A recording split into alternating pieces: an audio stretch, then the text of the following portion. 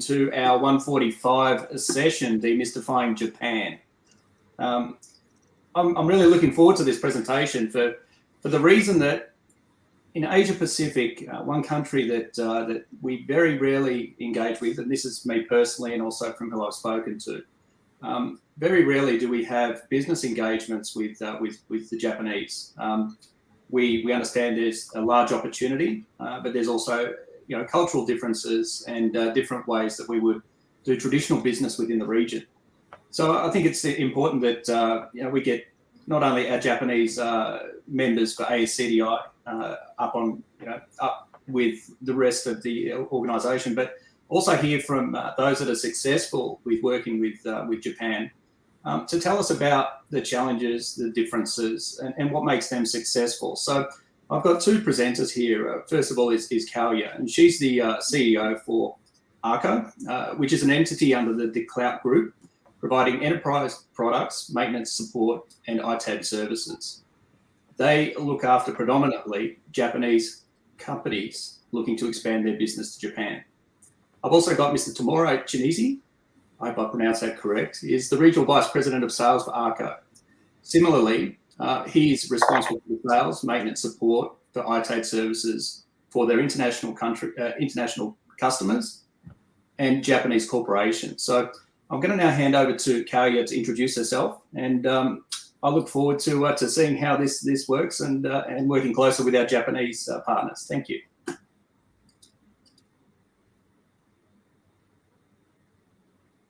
Hey, hi everyone. Hey, thanks, Brad, for the introduction to the audience. Good morning, good afternoon, good evening. Very happy to be here today, sharing with you my experiences and observations.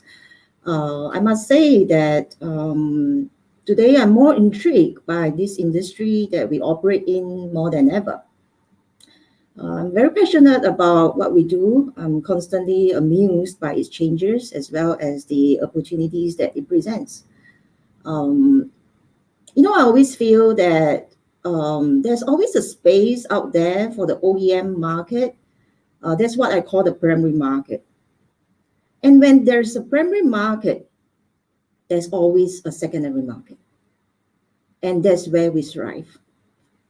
So let's take a look at who I am. Maybe I just give you some background so that, as I go through the presentation, the audience understand where I'm coming from.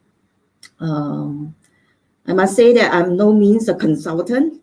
I'm really just a business person looking at trends, observing the things that is happening around us on a daily basis, sharing with you how I look at the industry that we operate in. And coincidentally, it was through this invitation that I started to put some information together. And I realized that whatever that we are trying to achieve is in fact backed by market data. So it kind of like, it was mind-blowing for me, because I think nothing is greater than feeling the ground, talking to customer, realizing what is their needs and requirements. And when we go back to the research part, we realize that, bingo, that's exactly how the market operates and how the rest of the industry players are looking at things. So just a little bit background about myself. ARCO was founded 2 years ago as a subsidiary business of Axio. Axio is a Tokyo Stock Exchange listed company with a market cap of about $2 billion. Prior to that, about 10 years ago, I co-founded ASCDI Asia, doing similar business, but I always joke with the team, telling them that in business it's always same but different. Things change. When there's challenges, there's always opportunity, and that's what gets me very excited. All in all, about 2 decades of experience in this industry, though a long time. still continuously passionate about what we are doing, because I always believe that it's not about doing different things, it's about doing things differently. And by doing things differently, opportunities open up. And like it or not, I think this COVID, on one hand, slow down our business, but on the other hand, as you can see, it has created so much opportunities for us. All right, so just a little bit background. Moving on, today's agenda. I'm just going to share with you how I look at our industry with reference to the Japan market through the international lens. Like I said, I wouldn't say that I'm a veteran in the Japan market, though I know quite a bit about the industry itself. So I think it's a good opportunity that we talk about how this industry is affecting the Japan market. And I have my colleague, Ichinose-san, with me. If there's any questions that is very specific to the domestic Japan market, I'm sure he would be more than suitable to answer them. Ichinose-san joined me 2 years ago while Alco is being set up.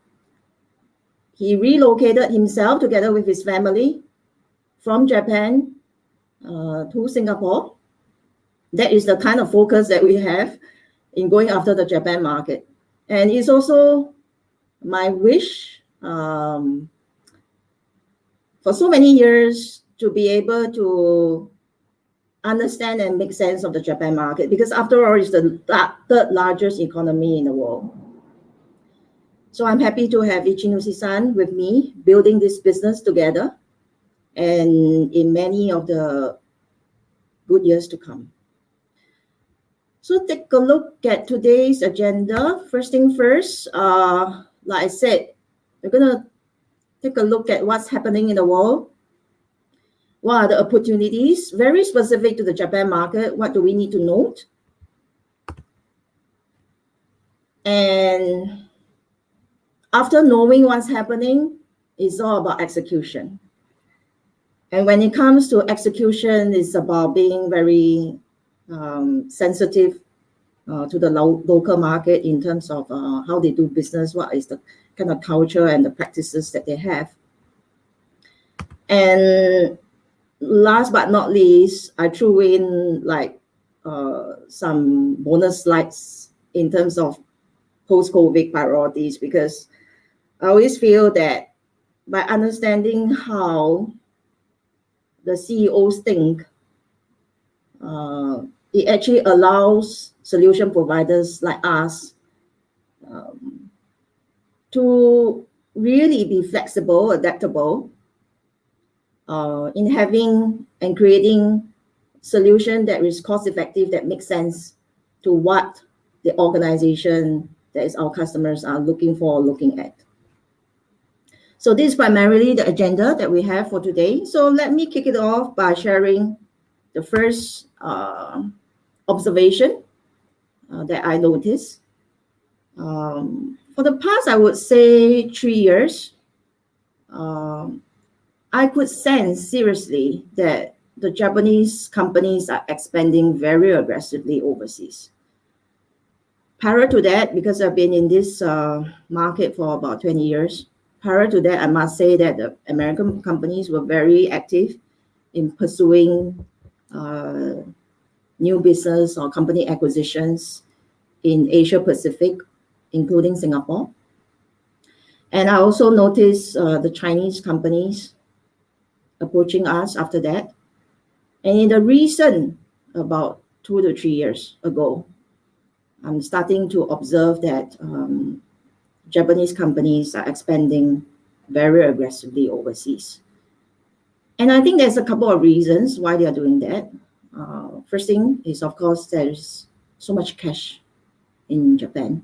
As we all know, it's negative interest rate in Japan, meaning that if you put money in the bank, they actually charge you a fee for it, negative interest rate. There's so much money in the market. And of course, the other reason is that they will use bought-on acquisitions as a gateway to new markets to offset the slow-growing domestic market. That's how I sense that the market is moving. And when we plow through our research, we realize that in fact, 57% of the Japanese respondents that EY talked to, more than 50% is actively pursuing M&A in the next 12 to 24 months. They're serious about that. As far as Home Singapore is concerned, these are the acquisitions that I'm aware of. One thing to highlight is that all the buyers, you see here, Net1 Systems, Minica Networks, Axio Group, which is the one that bought my and my partner's company, DCloud. And then after the purchase was being done, that was where Acro was birthed, end of 2019. And we recently also added Acro Japan to the map. IIJ, I'm very sure all of you is very familiar with IIJ. So these are all listed companies, ample cash. These are the ones that is actively and constantly looking out for overseas acquisitions. If you notice this in your own countries, feel free to share. I think at the end of the day, the reason why ASCDI put this together, Joe, Brad, Karen, is all about knowledge and information sharing. Some of this information that I have is pertaining to Singapore. But what I can say is that acquisitions is on the table.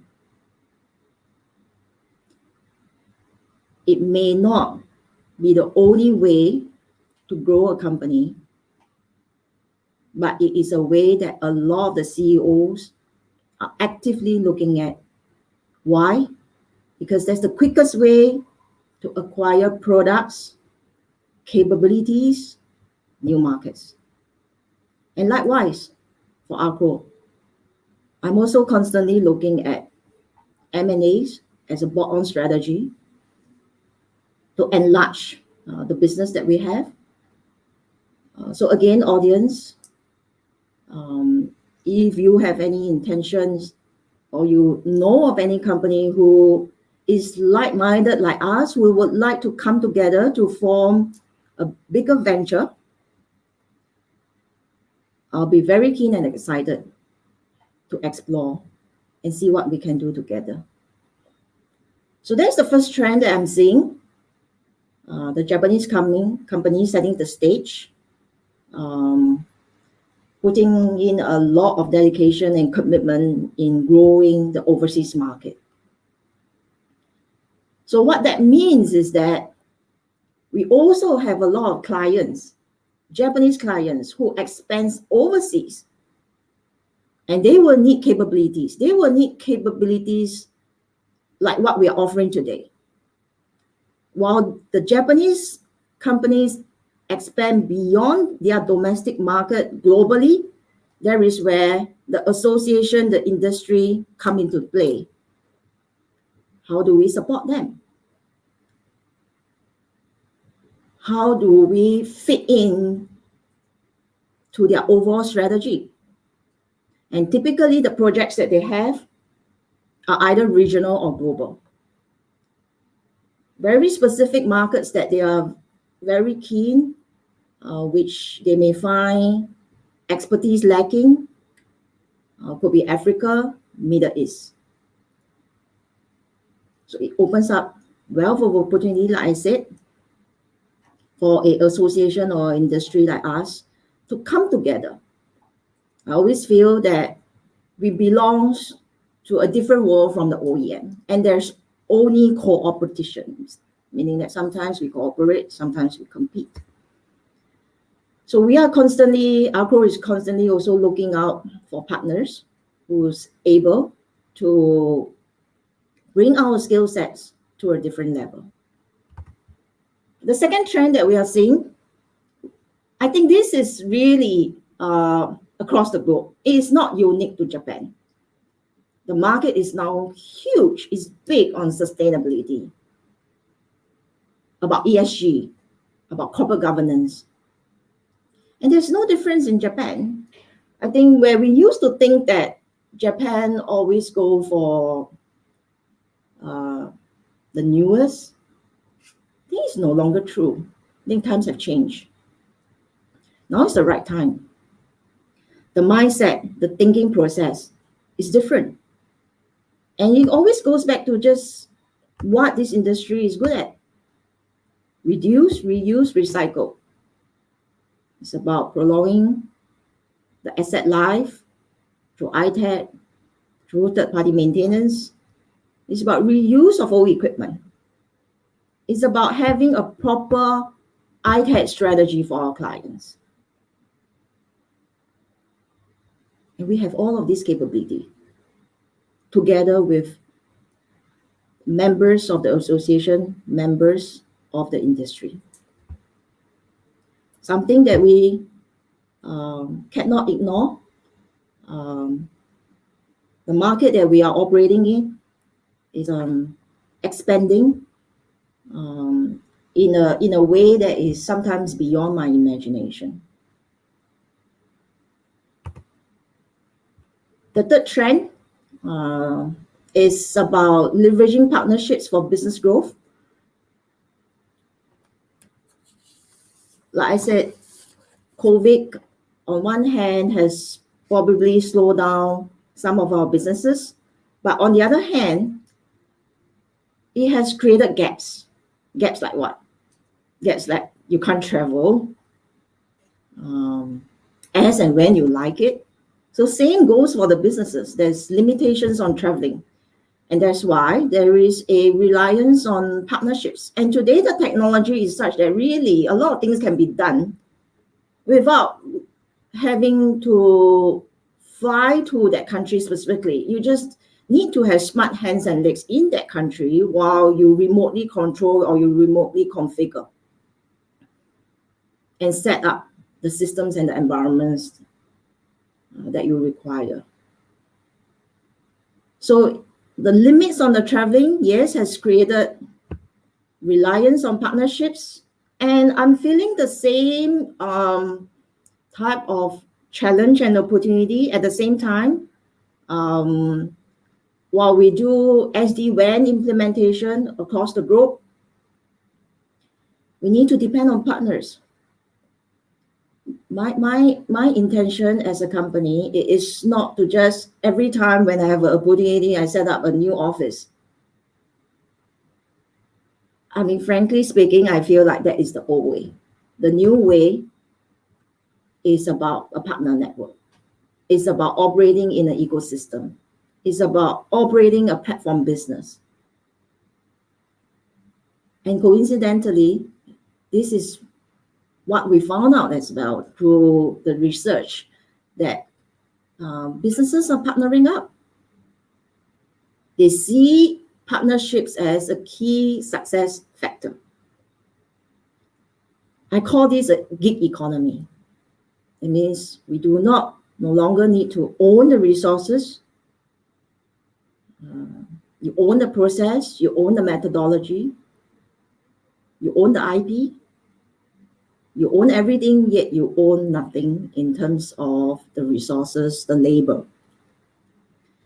And beyond just the technology aspect of things that we are in, I think one of the biggest challenge I personally feel when it comes to doing global projects is logistics, cross-border logistics. To me, is a nightmare. Whoever that can solve this problem is the winner. Sometimes the smallest thing is the biggest benefit to a client. It may not be technology. It could be just moving technology products from one nation to another nation. And this is exactly what big companies are looking for. I work with you, you take care of all the problems for me. Cross-border logistics, something that is very close to my heart, that I think would be a game changer in terms of how companies in our industry operate. So this chart speaks for itself. I look forward to working with the members, the audience that we have today. Moving on, just want to briefly talk about the global IT spending. Again, I think the key takeaway is that IT is no longer just supporting corporate operations. I think if it still does that, it's very sad.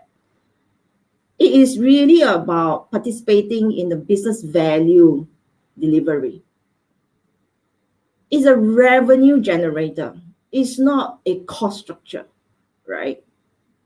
If you do it correctly, it brings revenue into the organization. This is the worldwide spending that Gartner has forecast, I think this year, April. But if you look at this, again, it ties in very, very closely with what we are seeing in Japan. I think probably everywhere else around the globe as well.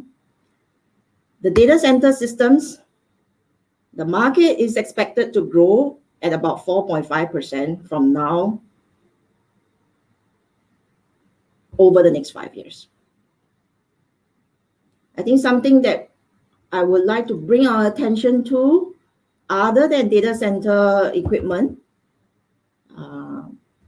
Gartner also forecasts that the biggest growth in IT spending is going to be on laptops, mobile phones, and enterprise software. We put enterprise software aside because our industry, I think it makes sense to talk a little bit more about devices, which is the laptops, the tablets, the mobile phones. So this is what we see in terms of the devices market in Japan. Year on year, 16.6% growth. I think we don't need a chart to tell us that. We already experienced that, right? Everywhere is shortage of smartphones, tablets, laptops, and that's why it's created fuel for a secondary market like us. Something to take note, Apple continues to take a leadership position, owning about 45% of the entire market share, based on the Q2 2021 data. And if you look at tablets, iPads, yeah, Apple is still ranked number one for the third consecutive year at more than 50%. So if you look at the bar chart that stands out, it says here 2020, yeah, but actually the 2020 is referring to April 2020 to 31st March this year. Okay, so it's primarily the COVID duration. Tremendous growth. And it seems like moving forward, yes, there's still going to be sustainable growth while the whole workplace environment is going to be changed. How construction or healthcare industry is going to be changed. So there will be continuously, in my opinion, a push from traditionally what we call back-end computing to edge computing, pushing data to front-end devices like the smartphones, like the tablets. So whoever that is in this business for the past 1 year, I think are very happy bosses, because this is an industry where the tide rises, it rises all boats. Everybody benefited from it. So if you look at moving on to the server market in Japan, We only have data up to 2020. Like I said, we all understand, we all know that from 2019 to 2020, it is a downward trend. But from 2020, for the server market, it tends to edge up a little, but it will not be as phenomenal as the device market. I think one of the key takeaway in this slide to me is not so much of whether is it trending upwards or trending downwards. It's looking at who are the market players who are leading this market in Japan. We see Fujitsu top on the list at 27.4%, followed by NEC. That's natural. So what it means is that I have instances where we sell Fujitsu equipment from America, sourced from America, into the Japan market. All right, so it doesn't mean that Fujitsu NEC in our market will only exist within the Japan market. There is still opportunities where we can buy from outside of Japan and sell into the Japan market. But when it comes to hardware, it's a little bit tricky in terms of how Japanese clients perceive hardware, which I will touch on briefly in the later slides. But like I said, the key takeaway in this chart is to know who are the leading players, Fujitsu, NEC, followed by HPE and Dell. These are the key players. Okay. Last but not least, this is also another trend that is coming very strongly onto my face, is the amount of data center builds in Japan is growing tremendously. The companies like AirTron, Australian company, Lendlease, Australian company, pouring in huge amount of money into Japan to build data centers in Japan. And it's easy to understand why, right? Because of the digital transformation, the adoption of cloud. There's going to be just continuous cloud server adoption in Japan. The cloud market in Japan is estimated to be about 10 B, and it will grow to about 16 B in the next 2 to 3 years. In terms of hardware that we need to pay attention to, all fresh storage devices, new class internet switches, these are the things that is going to be always be in demand. And I myself already, I'm sure the rest of the members here faces the same kind of problem, which is the shortage. Okay, there's a shortage of the semiconductor chips. There's also a shortage of SSDs. That's happening in the primary market. That does not preclude our clients to now explore the secondary market for options. So this is what's happening. And when you look at data center builds in Japan, typically you look at how much investments, how much vested interest they have. You look at the size of the data center that they are building in terms of the megawatts, which is the power capacity. So top of the list, as far as I know, is AirTron. Okay, so the rest is more like Singapore company. So again, I think if there is any of these in your country that is expanding into Japan, I think there's just enormous amount of things that we can do. And this is exactly what Agro is doing today, is to bridge the gap. These are the companies who wants to expand into Japan.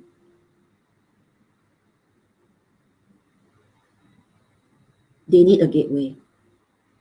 And we come in between in understanding what it takes to do a good job for them.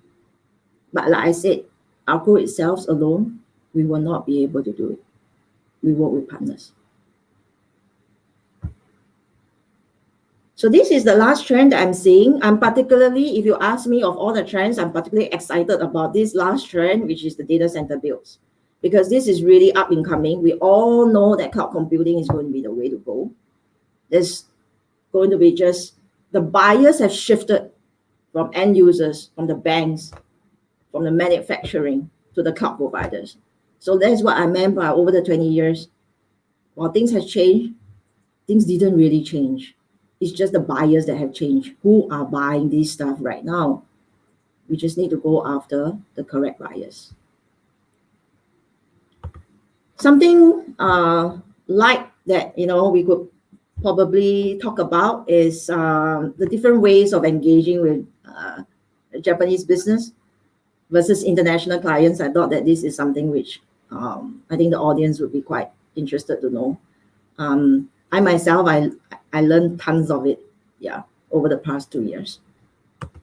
So just some points that I thought I may want to highlight. When it comes to goods, all right, at the end of the day, our Japanese clients, or typically the Japanese clients, are very particular about the quality. So even if it's refurbished, there's certain standard and expectations that they have for refurbished equipment. So everything that they do, generally they do grading, grade A, grade B, grade C. Okay, it's not just mobile phone devices, smartphone devices, laptops. In general, there's always grading. And although they know that they are buying refurb, they will still expect certain amount of quality assurance, in those products that they are buying. They respects a lot in terms of the hierarchy, the standards. It is very common for the customers to know the subcontractors, meaning that if, let's say, I use one of the audience as my subcontractor, the customer will be keen to know who I'm using. And I have no qualms with disclosing, and the customers would respect that as well. Okay, so in a Japan culture, the subcontractors arrangement is very acceptable, is very respected. Okay, there is no need of fear to felt that, maybe by letting the client know I will get undercut and it may just go to my subcontractor directly. No, it generally does not happen in the Japan market, especially when you deal with big clients. There's always a very detailed set of questions that they will ask on the products and services. Proficiency in the language is, of course. Generally, before contracts are given, they would give you smaller deals just to try it out. It's a baby step, but in my opinion, it's baby steps that leads to giant leaps. They just need to feel comfortable with you. They just need to feel like you're trustable. Things are in good hands. And that's why that working relationship needs to be established over time through good service, through good products. So I'm never ambitious in selling big stuff, my first attempt with a client. It's okay to start small because I'm very confident and very comfortable that even if it's a small deal for a start, it will lead on and develops into bigger deals. So let's take a look also at the practices in terms of the post-sales engagement. Consistency in service delivery is key. Having backup plans is by default. Whatever you do, you need to have a very clear action plan that needs to be approved. So that goes to like the maintenance stuff that we are doing. You can't just say that, oh, I'm going to go down tomorrow to change a hard disk. You must tell them what are you going to do, and they must approve the process before you go and change the hard disk. So the point that I'm trying to bring across is that because of the expectations, because of the quality, the way maintenance or hardware is charged in Japan tends to command a slight premium over the rest of the countries that I'm seeing. Why? Because there's really a lot more efforts in terms of the delivery. You really need to do a lot more stuff. to make the customer feel comfortable. And that's why the charges tends to edge up a little bit more as compared to many other countries. It's always continuous improvement. To them, it's about, I expect you to do better and better and better. If it's not good enough, you must explain yourself, and you must tell them how you're going to improve it the next time. As long as the trust is obtained, the deal will be on its way. So like I said, at the end of the day, the key takeaways, quality first. With quality, that will help to gain the trust. You need to be confident. A lot of times it's about, you need to be predictable. If you give a commitment that you're going to deliver a hardware next week, you have to deliver the hardware by next week. Okay, predictability is key. There is no such thing as, I wanted to deliver the hardware, but something happened and we are now not able to. It's just not acceptable. Predictability is key. So these are some of the things that me and my team noticed that I thought that it's good for us to put it together to share with all of you.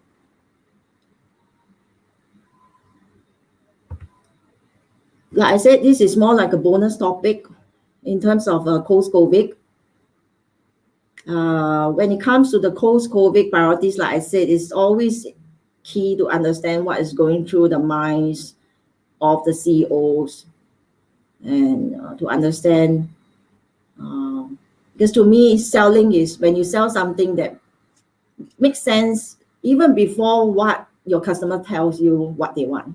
So you must be able to predict and anticipate what is going through their mind. And you present them a solution that they cannot resist. Instead of presenting many options and hoping that one of the options is going to be the one that the customer select. Generally, I don't believe in that. I would think that it's more important to understand what's going through the customer's mind and just give one solution, or at most two, that the customer will feel that, yes, you understand me more than I understand myself. And what is going through the CEO's mind, these are the top 5 priorities, sustainability. So if you can sell them something that will eventually help them to achieve their ESG goals, how much carbon emission they are saving, things like that, reducing, it will make sense. And this is the industry that we operate. You translate into definable outcomes that the CEOs can appreciate. Transform in the cloud, I think that one is a no-brainer. I think everyone understands that is going through, and I have also touched some of those aspects. The press for need for speed is about designing speed into the organization. In my opinion, speed is a muscle that can be developed. Okay, and speed is about investing in new collaboration technologies. Technology that now creates value instead of just a cost center. I think the other thing that CEOs is thinking through is talents, right? How do you make the employee feel that, especially the younger generation, how do they feel that they are a part of a bigger mission? I think better employee experience will deliver better results. I think we all understand that. Even the workforce that we are facing today is so vastly different from the workforce that at least I see or I myself is in 10 years, 20 years ago.